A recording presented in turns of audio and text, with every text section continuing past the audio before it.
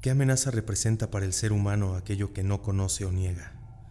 Esa pregunta me invadió cuando recibí este relato, y la respuesta es que un ser sobrenatural tendría una enorme ventaja sobre nosotros. Podría acecharnos, inclusive hacernos daño, sin que eso tuviese repercusiones, ya que la mayoría de las personas no creerían en nuestra palabra. A pesar de que podemos encontrar en la historia de la humanidad registros de su existencia. El primer vampiro moderno documentado fue Jure Grando Alilovic, conocido como el Strigoi de Istria, a finales del siglo XVI. Se cree que después de morir, este regresó de la tumba durante las noches para aterrorizar a su pueblo, hasta el momento de su decapitación post-mortem. Y sus hijos huyeron de Istria a una edad temprana debido a estos acontecimientos.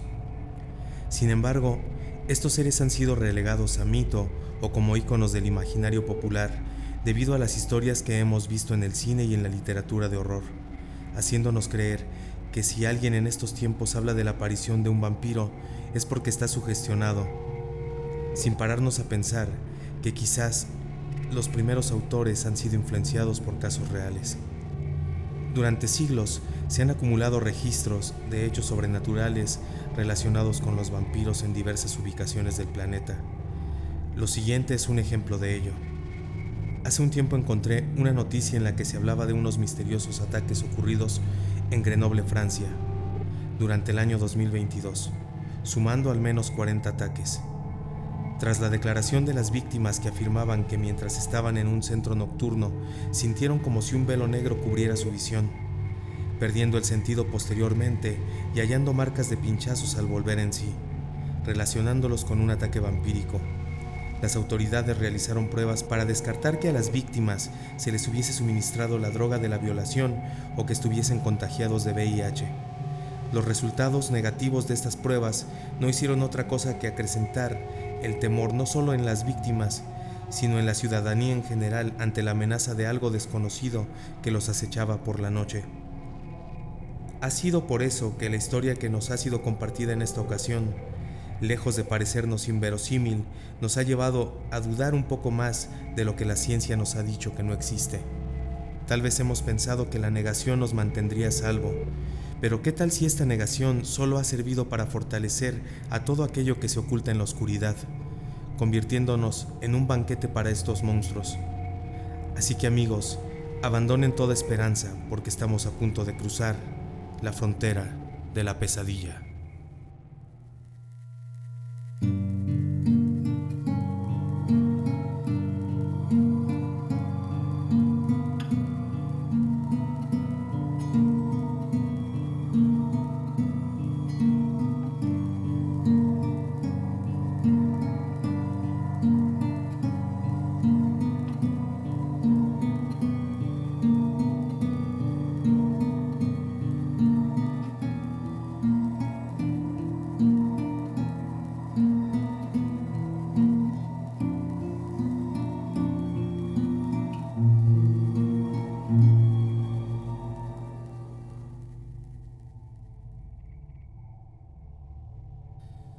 La historia que voy a contarles ocurrió durante el mes de marzo de 2020.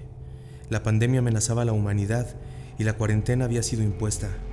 Las calles se veían casi desiertas y la mayoría de las actividades, tanto laborales como escolares, habían sido detenidas abruptamente. En mi caso me encontraba estudiando en la Universidad Citrus College en California. Yo vivía relativamente cerca, en Fillmore, Pasadena. Teníamos poco más de una década viviendo allí. Mis padres habían emigrado de México mucho antes de que yo naciera. Desde pequeño sentí cierta atracción hacia todo aquello que tuviera que ver con el terror, y el vivir en este lugar facilitó el poder obtener muchos artículos de esta temática, y mi habitación era como un templo para mí, lleno de pósters y figuras. Podríamos decir que me consideraba un experto en el terror.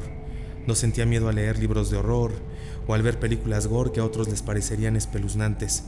Sin embargo, jamás había tenido un encuentro con lo sobrenatural.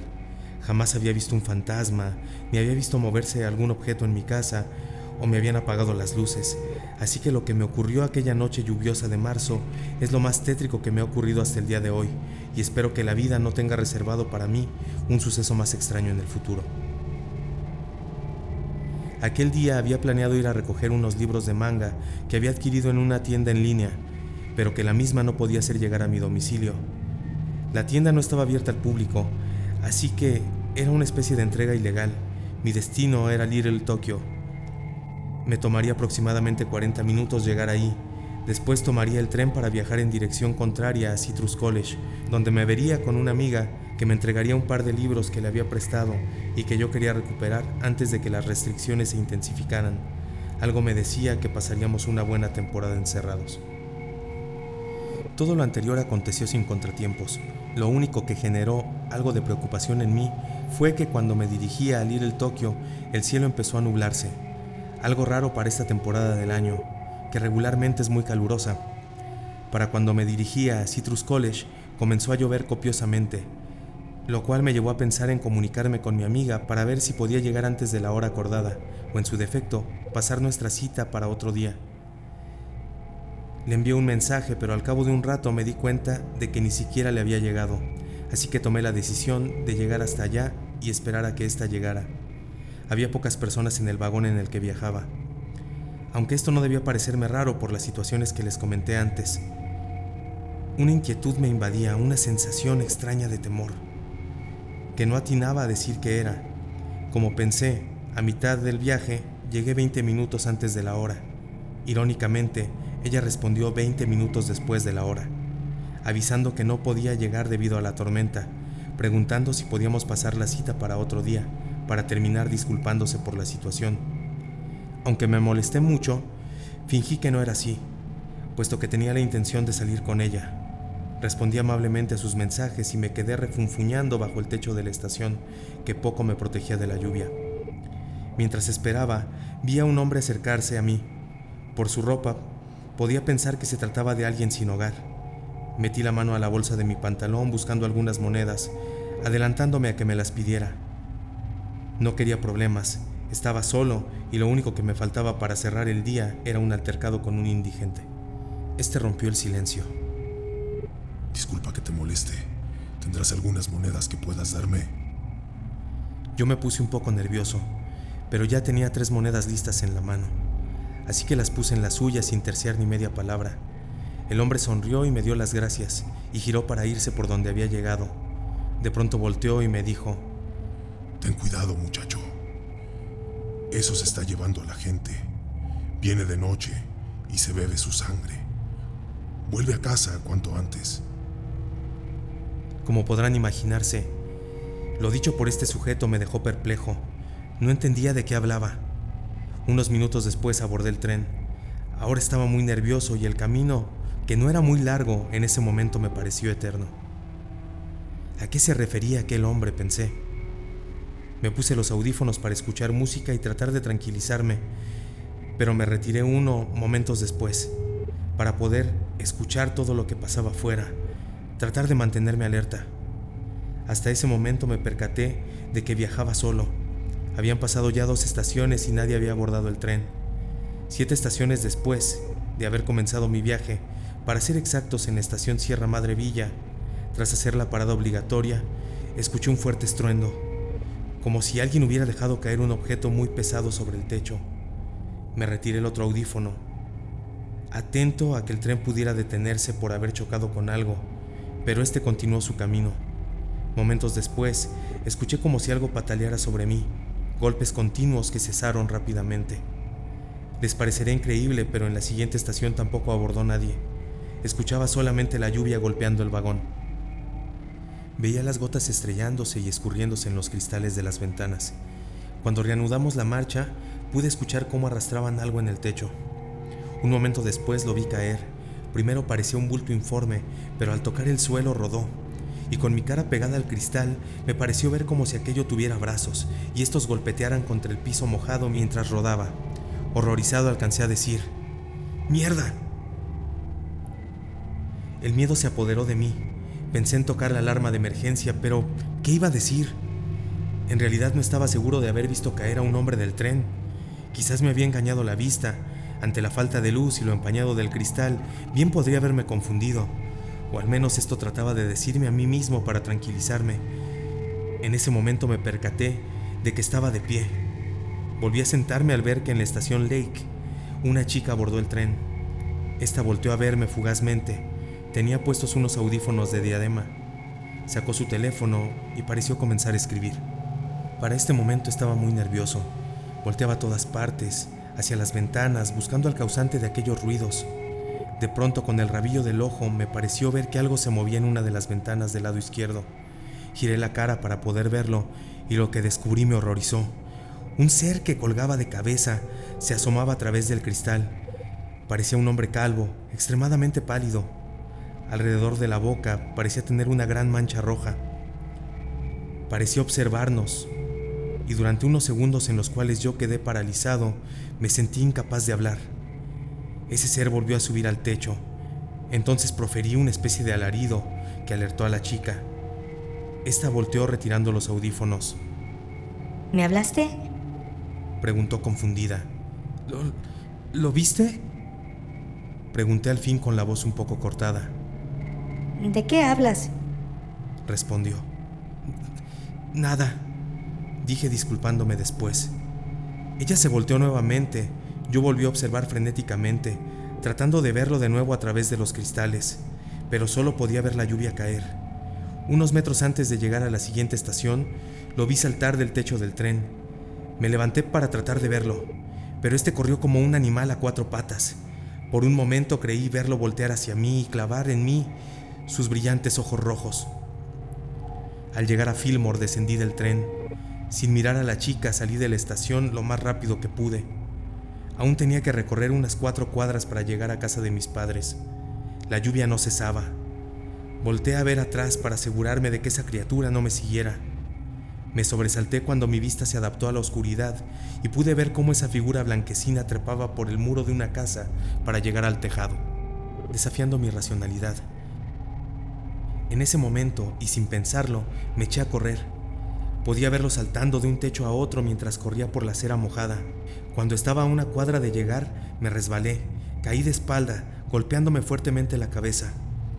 Fue al estar en el suelo, un tanto aturdido, que me percaté de lo agitado que estaba. Casi no podía respirar. Traté de incorporarme, estaba muy mareado. Por un instante pensé que iba a vomitar. Aún de rodillas levanté la vista y entonces pude verlo ahí, iluminado por un relámpago sobre el techo de una casa. Sus ojos se iluminaban con un terrorífico fulgor rojo. Parecía mirarme. Haciendo un último esfuerzo me levanté y corrí el último trecho sin mirar atrás. Saqué las llaves para abrir la puerta. Mis manos temblaban considerablemente. Conseguí abrirla por fin y entré cerrando la puerta tras de mí, dejándome caer recargando mi peso sobre la misma, como para detener a lo que estaba afuera. Las luces de la casa ya estaban apagadas. Mis padres solían acostarse temprano, ya que por su trabajo debían levantarse de madrugada. Eché llave a la puerta y me dirigí a mi habitación. En el trayecto apagué la luz de la cocina. Mi madre me había dejado la cena servida sobre la mesa, pero yo no tenía ganas de comer. Aún trataba de asimilar lo que había visto. Cerré mi puerta y me acerqué a la ventana, tratando de ver si esa cosa aún estaba sobre los tejados. Peor aún es que me atemorizaba pensar que pudiera estar sobre nuestra casa. No pude dormir nada esa noche y las subsecuentes no fueron la excepción. Pensaba muy seguido si aquel ser me buscaría. Probablemente hubiera visto dónde me había metido. Rogaba porque no fuera así. No le conté nada a mis padres acerca de este encuentro. Compré el periódico al día siguiente para ver si había alguna noticia acerca del descubrimiento de un cadáver en la zona cercana al tren, pero no encontré ninguna noticia que hablara del tema. Ahora que 3 años han pasado, puedo decir que he tenido tiempo suficiente para hilar ciertos sucesos. El hombre que me pidió las monedas en la estación solía andar en las inmediaciones de Citrus College, buscando algo de comer o la caridad de alguien que le brindara algunas monedas. Sin embargo, en el tiempo que tardé en culminar mis estudios y habiendo terminado la contingencia, no volví a verlo por ahí. Si bien es cierto que ante la indefensión en la que se encontraba al vivir en la calle, podría haber muerto víctima de la pandemia, a mí me parecía extraño que hubiese desaparecido después de advertirme que algo estaba acechando a la gente en nuestra ciudad. Así que empecé a leer muchos libros especializados en el tema, conociendo las debilidades de estos seres, principalmente una que me parece que es una regla a la que ningún vampiro puede faltar. Me refiero a que no pueden entrar en tu casa si tú no les concedes el permiso de hacerlo. Tal vez esa sea la única razón por la que continúo con vida. Ahora cada vez que vuelvo de noche a casa, ruego por no volver a encontrar a una de estas criaturas que vienen de noche. El ser humano, caracterizado por su soberbia, cree ser la especie más inteligente que ha habitado la Tierra, creando enfermedades, armas, edificaciones, desarrollando nuevas tecnologías que facilitan cada vez más las comunicaciones, pero que tienen como costo la decadencia de la convivencia social. Sin embargo, algo que también le caracteriza es su ignorancia, el desconocimiento de su pasado, de su historia, la falta de atención a los acontecimientos que le rodean, tales como muertes extrañas que jamás son resueltas o a las que se les da una explicación racional en los medios convencionales, tildando de locura todo lo que sale del canon establecido por las instituciones a las que obedecemos ciegamente, creyendo en lo que otros nos dicen, no en lo que vemos y en lo que nuestro sentido común nos dicta. Creemos que estamos en la cima de la pirámide alimenticia, pero podemos ver que estamos quizás algunos peldaños abajo.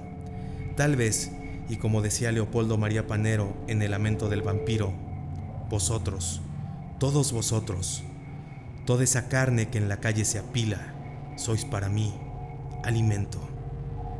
Piensen en que probablemente seamos el banquete de una especie superior en habilidades, fuerza y poder. Así nos despedimos de ustedes, recordándoles el estar alerta, ya que de un momento a otro pueden encontrarse en la línea que divide el mundo de lo real, de la frontera, de la pesadilla.